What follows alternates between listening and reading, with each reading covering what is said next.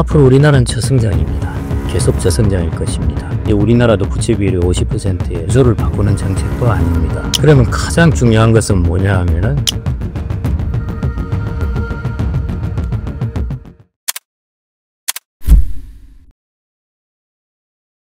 지원해준다는 것은 이제 지역화폐 등등을 통해서 평균적으로는 한 25만 원 저소득부터 고소득까지 이제 차등적으로 지원을 해준다는 것이죠. 빚을 갚아준다는 것은 이제 7년 이상 된 연체에 탕감해준다는 부분이고요. 7년 연체부터 그 이상이니까 아마 20년 연체까지 있을 거고, 나라는 돈은 없는데 이제 재정의 적자이죠. 미래 쓸 돈을 이제 나라도 빌려오는 것이죠. 그게 이제 국채를 발행하는 것입니다. 그걸 발행해서 이제 현 지금 급한 상황을 일단 해소를 해야 되겠다 하는 것인데요. 비유를 들자면 중국에 나오는 이제 고사의 한 이야기인데요. 이제 길가에서 물고기가 이제 푸덕푸덕이고 있습니다.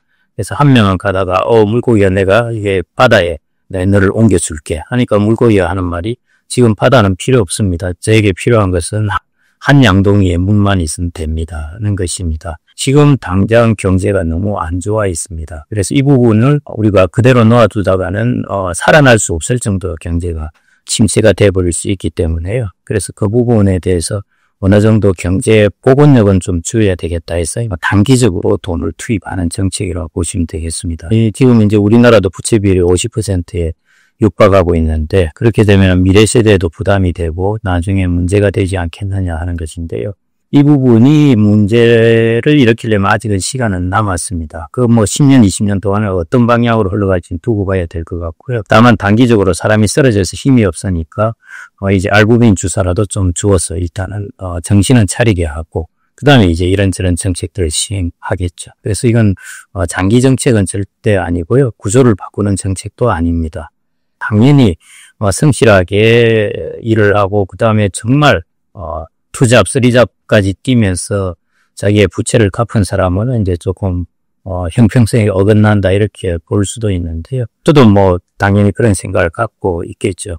이전에는 이런 관점을 갖고 있었습니다. 빚을 못 갚으면은 그 사람은 도덕적으로 엄청나게 사회 활동을 하지 못할 정도가 되었습니다. 곰곰이 이런 빚을 못 갚는 사람들을 이제 통계적으로 분석을 해보고 뜯어보고 하니까 꼭 도덕적으로 나빠서 빚을 못 갚는 사람뿐만 아니라 자기가 하려고 엄청나게 열심히 일을 하고 갑자기 예를 들어 조류독감이 퍼졌다든지 코로나19가 닥쳤다든지 자기가 지지리도 운이 없는 상황이 발생했다든지 하는 것들이 일어날 수도 있다는 것이죠. 사람들의 경우 많은 경우에는 뭔가를 해보겠다고 하다가 실패를 한 것이죠. 그래서 이런 부분에 대해서는 국가가 좀 기회를 줘야 되겠다는 것입니다. 정부 입장에서는 저도 이제 그런 부분에서는 꼭 필요하다고 보는데, 우리가 중기, 장기적으로는 재정의 건전성을 꼭 지키도록 노력한다는 그런 정부의 이제 의지나 의사 표명들이 좀 보이면은 사람들이 단기적으로는 이러지만은 좀 이따 또 열심히 긴축을 해서 갚겠구나 이런 생각을 할 텐데, 현재는 이제 그런 것들은 안 보이고 일단 지출 이야기를 하니까 좀 불안해하지 않나 싶습니다.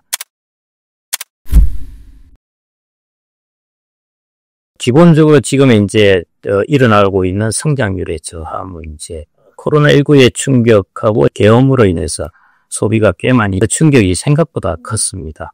그래서 12월부터 한 6월 정도까지 6개월 정도 기간. 그 다음에 우리나라의 가계와 기업 부채가 많이 쌓여 있는데 이 부분이 앞으로의 소비나 투자를 저해할 수밖에 없습니다. 그래서 이제 앞으로의 성장 부분이 오히려 더 걱정스러운 부분입니다.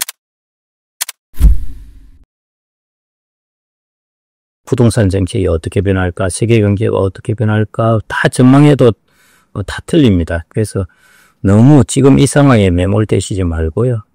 그냥 정도라고 그래야 되나요? 그 길을 그냥 꾸준히 걷는 것이 가장 좋습니다. 저축계획이 생기면 어디에 하느냐? 30대 정도 같으면은 그래서 무조건 주식입니다. 부동산도 물론 드시긴 하겠지만요. 이제 이 부분이 크게 각인되어 있는 부분인 것 같습니다. 그런데 장기적으로 꾸준하게 여러분들과 같이 평생 동반해서 갈 수 있는 부분에 투자라 그러면은 저는 이제 주식이 아닌가 그렇게 보고 있습니다. 저는 그래서 여러분들이 30대라고 같으면은 아직도 저축할 시간이 많이 남아 있으니까요. 주식을 저는 보유하는 것, 투자하는 것 그게 제일 좋은 자산관리 방법이 아닌가 싶습니다. 각 개인으로 나눠본다면 모두 다에게 통용되는 법칙은 없고요. 다만 이제 말씀드리고 싶은 부분은 당연히 이제 50대 가면은 안전자산의 비중이 높아져야 되고 이제 꾸준히 소득을 받는 자산의 비중이 높아져야 됩니다. 그래서 30대는 내가 성장주를 하다가도 이제 40대, 50대 가면은 점차 배당주의 비중이 높아져야 되는 것이고요. 그 다음에 채권과 리츠 같은 그런 쪽에 이제 비중이 차츰차츰 높아져야 됩니다. 그렇게 변화해 나가야 되는 것이고요. 60대, 70대가 들어가면 더욱더 안전자산의 비중이 이제 높아져야 되는 것이죠. 아주 장기적으로는 그 기본을 형성하고 있을 것은 미국 저는 S&P 500이 괜찮을 것 같고요. 올해 같은 경우에는 우리나라 주식시장의 비중도 조금 높이는 게 괜찮을 것 같고요. 지금 한 10년 이상 눌려 있던 주식이거든요. 그런 부분이 이제 조금 상법의 개정이라든지 이런 것 등등을 통해서 1차적으로 조금 분출될 기회가 있습니다. 그 다음에 수요도 마찬가지 이제 수급 면에서도 괜찮고요. 이런 때는 이제 우리나라 주식시장에 좀 들어와 있는 것도 괜찮습니다. 그런데 이제 길게는 예를 들어 내가 적립식으로 얼마 정도를 계속 해나간다 하면은 예를 들어 한 30%는 그냥 꾸준하게 계속 S&P 500을 떨어져도 사고 그렇게 해나가면 되지 않을까 싶고, 예를 들어 1% 되면은 1%대 이상으로 이제 줄 수 있는 것인데 당연히 위험은 좀 더 있죠. 예금보다 높은 금리를 준다는 것은 당연히 위험이 들어가 있습니다. 그래서 그런 부분의 위험을 이제 조금 취하면서 할 수 있는 것이 리츠라든지 이런 것들이 있습니다. 그런 것들로 이제 자산을 분산해서 가지고 있어진 게 필요하지 않나 싶습니다. 올해는 저는 올 초에도 말씀을 드렸는데 우리나라 주식하고 리츠 이게 이제 괜찮지 않을까 그렇게 보았는데 그 부분은 지금도 아직 유효합니다. 그리고 길게는 저는 결국 S&P 500이 낫지 않을까 그렇게 보고 있습니다. 전문가라면은 금을 사도 지금도 괜찮을 수 있고요. 왜냐면은 이제 미국도 지금 통화를 많이 발행하고 있고 해서 이제 달러에 대한 신뢰도가 좀 떨어져 있고, 그게 이제 결국 이제 금으로 연결되는 부분인데요. 개인들 입장에서는 금 투자는 정말 어렵습니다. 그래서 예를 들어 지금 금이라는 것을 사라 그랬다 해서 샀는데 언제 팔아야 될지 또 그것도 맨날 나와서 이야기를 해줄 수도 없고 그게 맞지도 않습니다. 주식이라는 것은 적정한 가격이 얼마일까, 가치가 얼마일까가 어느 정도 편차 내에서는 들어와 있습니다. 그게 뭐냐면은 주식에서 버는 기업의 수익을 할인하면은 그게 주식의 가치가 되니까요. 기업의 수익을 할인한다 하더라도 기업의 수익이 불확실성은 있지만은 어느 정도의 범위 내에는 이제 이게 적정하다, 적정하지 않다는 것이죠. 금이라는 것은 이게 수익의 흐름이라는 게 없습니다. 여러분들 금을 가지고 있다고 해서 매년 어떤 수익이 나오는 것이 없기 때문에요. 이 가격을 평가할 수가 없습니다. 지금 금 가격, 이게 적정 가격이냐, 고평가됐냐, 저평가됐느냐 아무도 모릅니다. 그래서 이게 개인들이 비트코인도 마찬가지죠. 그래서 개인들이 이런 부분에 투자하기에는 전문가가 아니고서는 정말 어렵습니다. 전문가는 왜 가능하냐? 수급을 잘 열심히 보고 있을 뿐만 아니라 그런 수급의 상황이 바뀌었을 때 빨리 또 돈을 뺀다든지 할 수 있는 능력이 있는데요. 개인들 같은 경우에 금이라는 것은 무조건 장기 투자한다고 되는 부분이 아니기 때문에요. 그래서 금이라는 것은 여전히 아직 여력은 있겠지만은 저는 개인들이 이 부분에 투자하기는 적합하지 않다고 보고 있습니다. 사실은 저희들 때는 상대적으로 직장을 들어갈 때도 쉬웠고 40대 때도 물론 외환위기는 겪었습니다. 저희들 때는 외환위기가 일어나더라도 성장률이 5% 이렇게 했기 때문에 기회가 있었는데 이제 저성장이니까 훨씬 아마 스트레스를 많이 받으실 것 같습니다. 앞으로 우리나라는 저성장입니다. 계속 저성장일 것입니다. 그래서 앞으로 상황이 좋아지고 어쩌고 하는 낙관적인 기대를 가질 수도 있겠습니다만은 생각보다는 그렇게 좋은 장면은 펼쳐지지 못할 것 같고요. 우리나라 저성장 IMF 외환위기라든지 경제위기는 틈틈이 겪어봤지만은 오랜 기간에 저성장은 아마 한 번도 못 겪어봤을 겁니다. 그러면 이제 어떻게 대처해야 되느냐 하는 부분인데요. 결국 앞으로 여러분들 이제 수명도 길어지고 그 다음에 이제 정년도 길어집니다. 정년도 65세. 특히 이제 30대 분들은 저하고 70에서 초피 70세까지는 일을 하시게 돼요. 그러면 가장 중요한 것은 뭐냐 하면은 돈을 벌 수 있는 내가 가장 중요해집니다. 돈 잘 버는 나를 만들어내기가 사실은 제일 어려운 작업이고요. 그래서 여러분들 나 자신에게 정말 투자를 많이 해야 됩니다. 그것은 거의 사생결단을 할 정도로 투자를 해야 됩니다. 적당하게 투자를 해서 돈 잘 버는 나를 만들기가 어렵습니다. 남이 하지 않은 것을 하고 남이 하지 않을 시간에 해야 이제 그 경쟁력 있는 나를 만들어 놓을 수 있고 하는 부분입니다. 여러분들이 너무 경제 환경에 얽매이시지 말고요. 항상 경제는 울퉁불퉁했습니다. 결국 그 가장 좋은 방법은 여러분들에게 투자해서 여러분들을 좋은 자산으로 만들어 나가는 것. 제가 뭐 40대로 돌아간다 하더라도 마찬가지일 것 같습니다. 첫 번째는 이 부분이고, 두 번째는 내가 조금 더 적극적으로 투자를 할 걸 하는 것. 이 두 가지라고 보시면 되겠습니다. 왜냐? 수명이 생각보다 좀 더 길어지고 여러분들은 생각보다 더 오래 일을 할 것이기 때문에 이전에 생각하던 투자의 비중보다는 좀 더 높이셔도 된다는 것입니다. 그래서 그 두 부분이라고 보시면 되겠습니다. 수명을 좀 더 길게 보고 더 오래 일을 할 거면은 나는 과연 어떻게 나한테 투자를 해야 될까 하는 고민이 첫 번째 하나. 두 번째, 내가 그래서 저축을 하게 되는데 그 저축하는 돈을 어디에 갖다 놓을 것이냐 부분에서 좀 더 글로벌한 투자 자산에 이렇게 갖다 놓으시는 것. 이 두 가지를 좀 말씀드리고 싶습니다. 그래서 돈 잘 버는 나를 만들어 놓고 내가 꾸준히 어느 정도의 금액을 잘 저축을 하는 것. 그 다음에 저축하는 돈을 2%짜리 예금에 넣어 놓을 것인지 아니면은 투자 자본에 넣어 놓을 것인지 하는 것. 이 선택이 가장 중요한 것이고요. 이 선택을 그냥 꾸준하게 해나가시는 것. 그것이 자산 관리나 대처하기 위한 가장 좋은 방법입니다.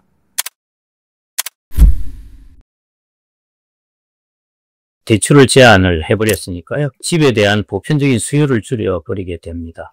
그래서 이것은 아주 강력한 대책이라고 할 수밖에 없는 것이고요. 이게 이제 ATB 이런 이야기를 하다가 갑자기 이제 전체 대출 금액을 이야기를 해버렸습니다. 서울 지역에 원래 실수요도 있을 거고 투기적인 요소도 들어가 있을 텐데 이런 부분에 대한 타겟이라고 보시면 되겠습니다. 지방이야 집이 뭐 3억 4억 하는데 6억이란 제한이 무슨 영향이 있겠습니까? 서울에 20억, 30억짜리 집에 있어서는 영향을 줄 수밖에 없는 것이고요. 그쪽 부분에서 타겟이라고 보시면 되겠습니다. 새로운 정부가 들어서고 부동산 정책을 생각보다 빨리 발표 안 했습니다. 보통 들었으면 우리는 부동산 정책을 이렇게 쓸 것이다 하고 탁 청사진을 던지고 보는데 다른 이런저런 이야기를 하고 이제 신나게 한 3주 동안 막 부동산 가격이 오르고 진보 정권 들어오면 부동산 가격이 항상 오르니까 젊은 사람들 틈에서는 무조건 사라. 이런 이야기들이 쭉 흘러나왔었는데 그 3주 동안도 조용했어요. 사실은 다른 정책들 뭐 이런 것들 쭉 이야기했는데 저는 그 한 3, 4주 동안 보면서 야 이거 뭔가 이게 불안하다 이런 생각이 좀 들었고요. 아니나 다를까 이제 강력한 정책이 하나 나왔습니다. 그리고 뭐 또 이런 정책은 여전히 이어져 놓을 수 있지 않을까 그렇게 보고 있습니다.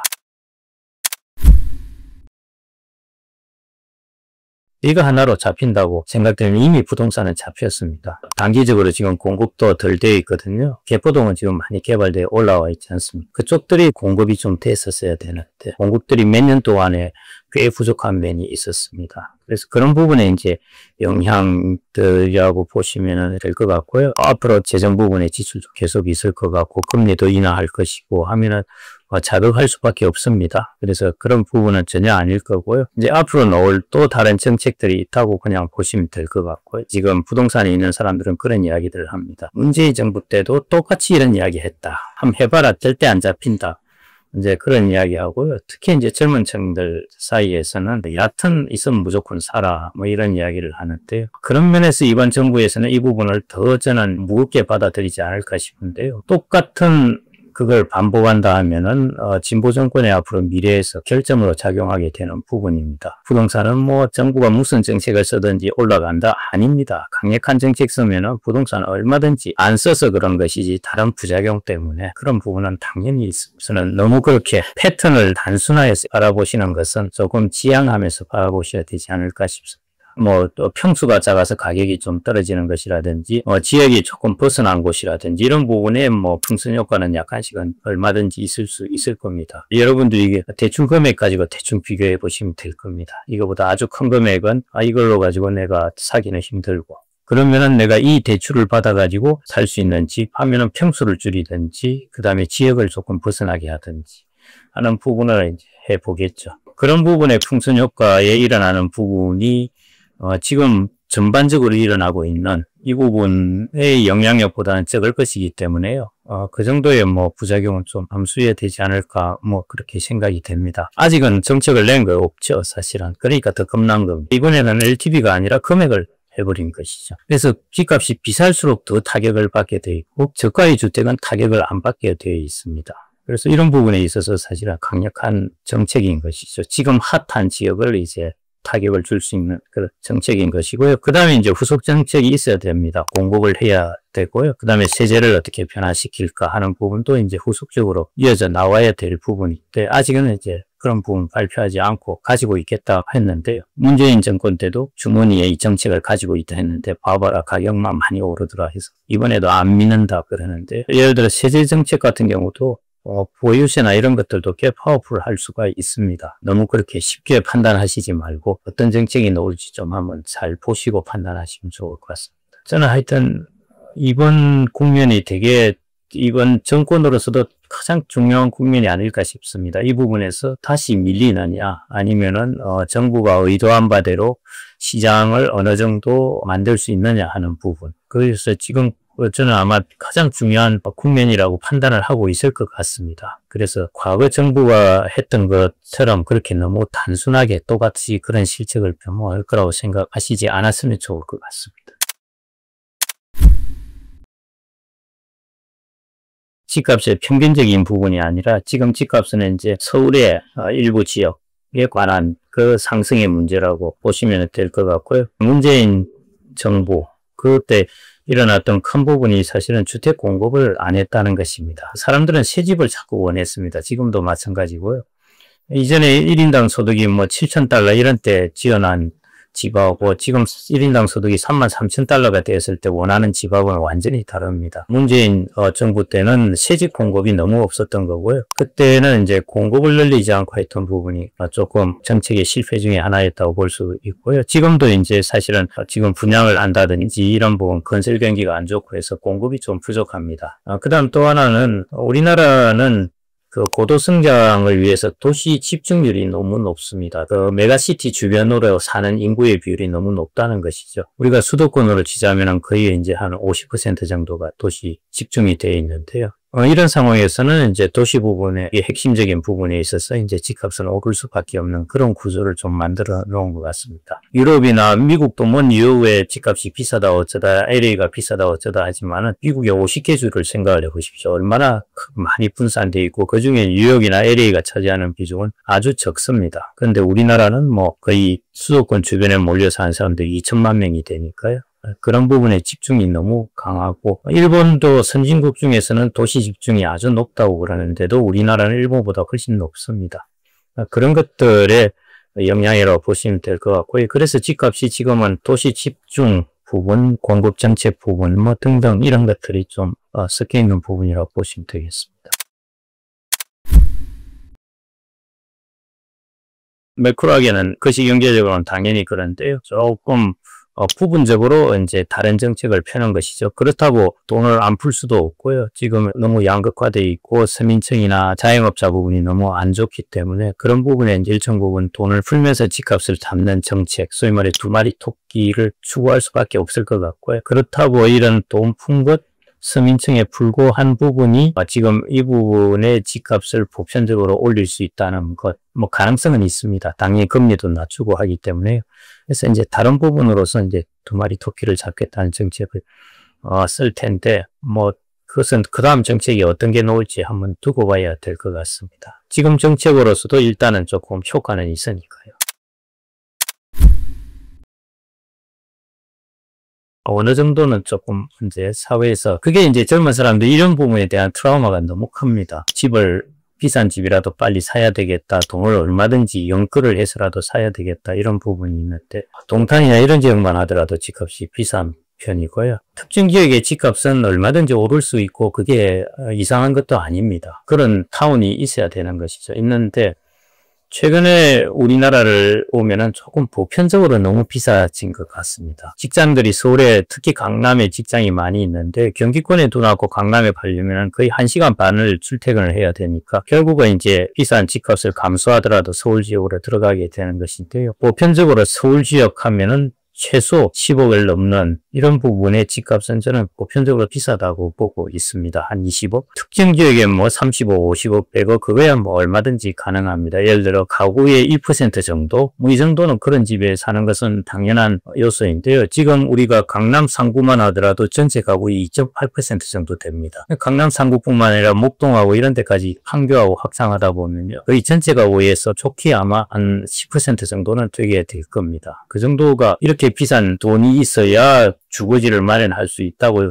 하는 것은 그것은 조금 오버된 것이 아닌가 그렇게 생각이 되고요. 나머지에서도 지금 너무 올라가고 있는 것. 이 부분은 저는 조금 더 다운을 시켜야 되지 않나 싶습니다. 그렇게 정책을 좀 잘 펴었으면 좋을 것 같습니다.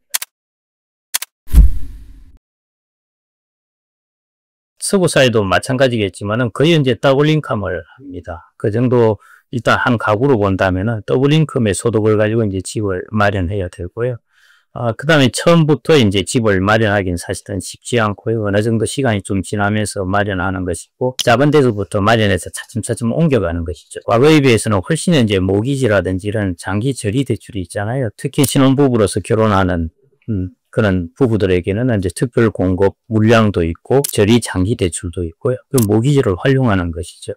그런 것들을 활용하면은 그 정도는 가능하게 사회 구조가 되어 있습니다. 어느 나라나 사실은 선진국 사람들도 자기 집 갖는 거 당연히 좋아합니다. 그런데 선진국의 소득이 높은 사람들도 여러분들 드라마나 이런 거 보시면 아시겠지만은 모기지, 주택담보대출을 거의 한 30년에 걸쳐서 갚고 거의 퇴직할 때쯤 돼서 이제 그 다 틀고 이제 이게 비로소 내 집이 다 되었다 이런 이야기들 하는데요. 그게 한 채 집을 갖는다는 것이 그렇게 몇 년 모아서 집 하나 마련하고 그런 식으로 사회 구조가 안 되어 있습니다. 전 세계적으로. 그래서 그런 부분은 좀 길게 보셔야 될 것 같습니다.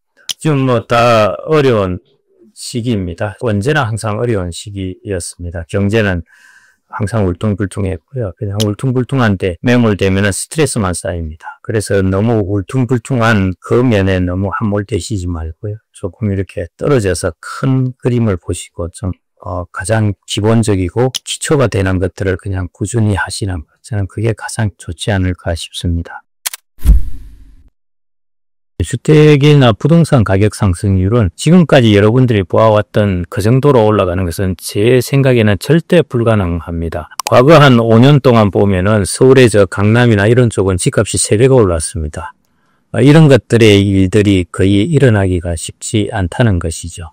그래서 그런 부분에서 과거에 보면은 직장은 변변치 않고 소득도 변변치 않았는데 서울에 조금 어디 집 하나 사고 또 저기 조그만 거 사놓고 했더니 이게 집값이 한 10배가 되어버려가지고 집 팔고 나왔더만은 노후 준비가 다 됐네.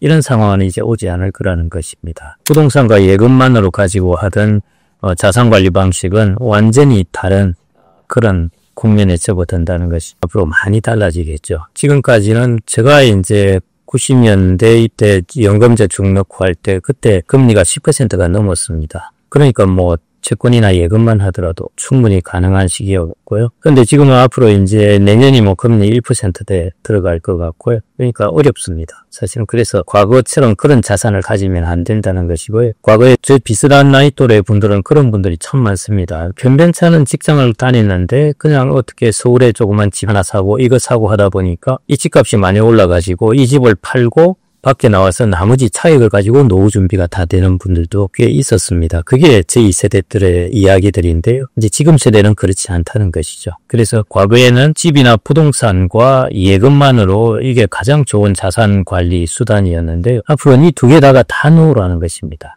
그래서 이 부분이 크게 자산 관리에서 변하는 부분이고요. 일본이 1995년에 제로금리에 들어가게 됐는데요. 제로금리에 들어가고 나서 거의 5년, 10년 동안은 그냥 그래도 이 예금이나 뭐 이런 것 등등을 하고 있다가 제로금리가 벗어날 거라고 생각했는데 여전히 못 벗어나니까 그때부터 있었던 것들이 이제 이후 일본의 자금이 어떻게 흘러가냐 하면은 주식, 해외 채권, 리츠, 배당주 이런 식으로 이제 흘러가기 시작합니다. 우리나라도 이제 앞으로 노후 준비를 위한 자산의 포트폴리오는 이런 식으로 좀 변해갈 것 같고요.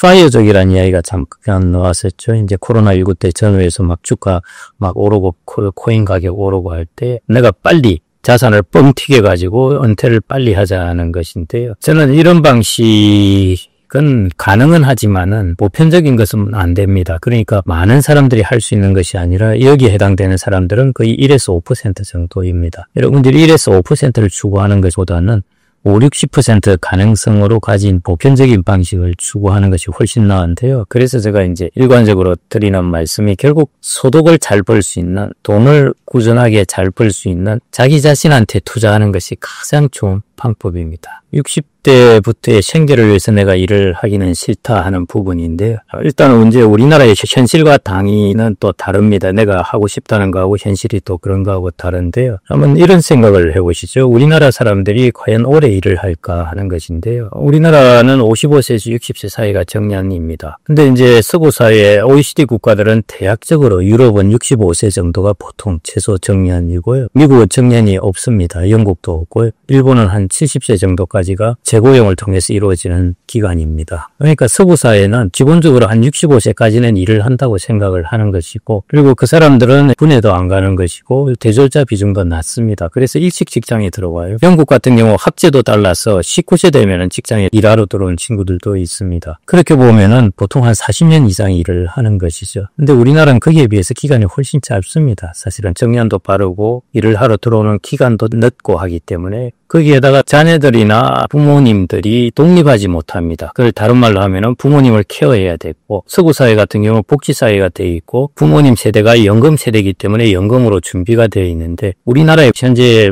80대, 90대 부모님들은 연금 세대가 아니라서 연금 준비가 안 되어 있습니다. 그리고 국가가 그만큼 복지를 해줄 수 있는 상황도 아니기 때문에 개인이 케어를 해야 돼요. 상당 부분. 자녀에도 마찬가지입니다. 서구 사회는 자녀가 빨리 독립을 하는데 우리나라는 대표적으로 오랫동안 부모가 케어를 해야 되기 때문에요. 50대 들어가서 그 비용이 너무 많이 듭니다. 그런데 그 소득을 끊어버리면은 노후를 준비할 수가 없습니다. 우리나라만의 특수한 상황입니다. 이 상황을 감안해야 되기 때문에 지금 60대 실제 고용률이 몇 %냐? 60% 넘었습니다. 50대는 70% 정도를 넘어서는데요. 60대도 60%를 넘어선다는 것이 현실이라는 것입니다. 내가 이랬으면 좋겠다는 거하고 현실하고는 조금 이제 다르다는 것이고, 서구 사회도 이제 그렇지 않다는 것입니다. 그래서 일하는 것에 대해서 조금 길게 생각을 하시는 게 좋지 않을까 싶고요. 미국 같은 경우에는 정년이 없다 보니까 어떤 사람들은 80세도 일을 하는 경우가 있습니다. 내가 너무나 일을 하기 싫은데 돈을 벌기 위해서 해야 된다면 60대 이상 하는 것이 고역이죠, 사실은. 그래도 일에서 어느 정도 보람을 느끼고 하는 이런 쪽의 일들을 이제 찾아가서 60대 이상의 경우에는 그런 일들을 하는 게 어떨까 싶기도 하고요. 저는 이전부터도 제가 2016년인가 1인 일기라는 책을 한 편 했는데요. 그때부터 했던 이야기가 바로 단순 창업은 제발 하지 마라. 단순 창업이라는 것은 돈 한 1억, 2억 정도 마련되면 누구나 할 수 있는 겁니다. 그것은 레드오션입니다. 수익도 높지 않을 거고요. 특별한 기술 없는, 노하우 없는 단순 창업은 절대 안 하는 것이 좋다는 것이 그때부터의 주장이었고 지금도 마찬가지입니다. 그래서 그런 부분은 저는 안 하시는 게 나을 것 같고요. 그래서 제가 1인 1기란 말도 말씀드렸는데, 예를 들면 이것도 일종의 자격증을 통한 것도 자기의 기술입니다. 자기의 평생의 기술을 증명할 방법이 없는데 그 증명을 해주는 것이 자격증인 것이죠. 예를 들어 주택관리사 같으면은 이제 그 자격증을 딴 사람은 이제 아파트 관리소장을 할 수 있는 그런 것들을 통해서 하는 것이 훨씬 저는 낫지 않을까 그렇게 보고요. 전문성이 깊어질수록 이제 소득도 자꾸 높아지게 되는 것이고 소득을 만들어낼 수 있는 게 되죠. 처음에 직장에 나와서 아무 소득이 없습니다. 그런데 주택관리사 자격증을 따니까 월 한 400 정도를 벌 수 있는 자기 자신을 만들어내니까 자기 가치가 갑자기 높아진 것이죠. 모아놓은 은퇴자산을 쓰는 것도 아니고 고정비용이 들어가는 것도 아니고 저는 그 방법을 이전에도 그랬고 지금도 그렇고 앞으로도 그런 식으로 노후 준비를 하기를 적극 추천드립니다. 국민연금은 자꾸 이제 그런 질문들을 많이 하시는데요. 여러분들이 선택을 하실 수 있으면 그런 고민을 하셔도 돼요. 의무가입입니다. 여러분들이 고민을 하시도 의무적으로 가입을 하셔야 되기 때문에 다른 부분을 통해서 내가 얼마나 잘 보완을 할까 이런 부분에 이제 고민을 하셔야 되고요. 국민연금은 한국과의 사회복지에 가장 중요하고도 기본적인 것입니다. 이게 흔들리면 국가가 흔들린다고 보시면 돼요. 작년에 연금 개혁을 한 단계 했는데요. 그러고 나서 연금 적립금 고갈 기간이 한 8년 정도 늦춰져요. 늦었습니다. 또 이제 개혁을 하겠죠. 하면은 또 좀 늦춰질 겁니다. 앞으로 40년 후에 40년 동안에 무슨 일이 벌어질지 모릅니다. 그러니까 너무 그걸 걱정하시지 말고요. 40년 동안 무슨 일이 날지 어떻게 알겠습니까? 그냥 국민연금은 가입하시는 것이라고 보고 다만 연금 개혁에 대해서 보다 적극적인 목소리를 내가지고 연금 개혁이 계속 이루어지도록 제도를 만들어 나가는 것. 그리고 3층연금이라고 그러는데요. 국민연금은 1층인 것이고 2층, 3층이 퇴직연금하고 개인연금이 있습니다. 혹은 세계의 기둥이라고 그래요. 내가 노후에 집을 짓는데 국민연금이라는 기둥 하나만은 어렵다는 것입니다. 퇴직연금이라는 기둥, 개인연금이라는 기둥, 이 세 개가 다 마련이 돼야 된다는 것인데 퇴직연금, 개인연금 제도가 있는데 내가 여기 얼마나 저축할 것인지, 저축한 돈을 어디에 투자를 할 것인지 하는 부분을 잘 선택을 하셔가지고요. 세 개의 기둥을 다 좀 탄탄히 만들어 놓는 거, 그 방향으로 생각하시면 좋을 것 같고, 공적연금이라고 그러죠. 그 국민연금뿐만 아니라 내가 하는 IRP나 연금저축 이런 부분들도 준비를 하는 것입니다. 지금부터 좋은 배당주를 혹은 배당주 펀드를 계속 차근차근 모아놓은 것이죠. 요즘은 시스템이 잘 돼 있어가지고 한 해 여러분들이 받는 배당 금액이 다 나타납니다. 그리고 올해 얼마 받을지도 나타나고요. 그런 것들을 보면서 내가 월 100을 배당으로 받을 수 있게 배당주를 계속 사고 배당주 펀드를 만들고 하는 그 전략은 저는 아주 좋다고 봅니다. 왜냐하면 시간이 지날수록 배당 금액은 높아지기 때문에요. 여러분들이 한 20-30년 정도 계속 배당주를 반복해서 투자하고 또 배당 넣은 것을 또 재투자하고 하면은 나중에 퇴직하실 때쯤 되면은 생각보다는 훨씬 많은 배당금을 받으실 수 있을 겁니다. 성장주를 사는 것보다 저는 이 전략이 더 좋다고 봅니다. 거기 좀 익숙해지시면 좋겠습니다. 한 해 내가 배당을 얼마 받았다 하는 것. 증권사 계좌 보면 다 나오거든요. 그거 보면서 그게 매년 익숙해지는 거예요. 이 배당을 내년에는 한 100만 원 더 올려야 되겠다. 뭐 이런 식의 계획을 한 30년 동안 해오시면은 그러면은 나중에 좋은 결과가 있을 거라고 봅니다. 30대 너무 노후 준비 생각하시지 마십시오. 사람이 건늙으면 안 됩니다. 그냥 그 시기에 맞게 다이내믹하고 그렇게 사십시오. 그러다 보면 세상은 10년, 20년 동안에 큰 변화가 있어서 자기가 생각지도 않은 일들이 다 터지기 마련이니까요. 30대 때부터 노후 준비를 너무 생각하시지 말고 여러분들이 하셔야 될 것은 그냥 3층 연금을 꾸준히 넣으시면 돼요. 그 다음에 3층 연금을 예금이 아닌 투자자산으로 여러분들이 운용하시는 것. 그게 가장 중요한 부분입니다. 여러분들이 30대 되면 한참 꿈을 꿔야 될 시기이니까요. 30대 때는 자기 자신의 이제 인적 자본, 나의 전문성을 만들어 놓는 것, 여기에 가장 많은 투자를 하시는 것.